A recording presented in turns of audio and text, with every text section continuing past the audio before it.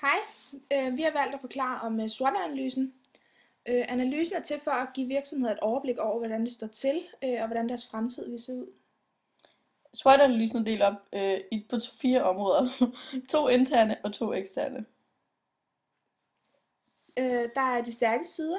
Det er det firmaet er god til.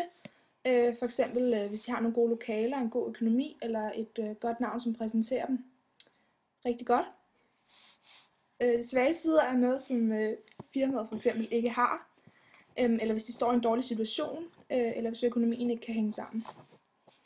Så er der muligheder, og det er de muligheder, som virksomheden har. Det kan fx være, at de får nye kunder, eller laver sortimentsudvidelse for nye produkter osv. Så er der trusler. Det er de trusler, som påvirker en virksomhed udefra. Det kan være nye konkurrenter, eller kunder, der flytter, eller sådan noget. Tak fordi I så med, Nikkes. Hej hej!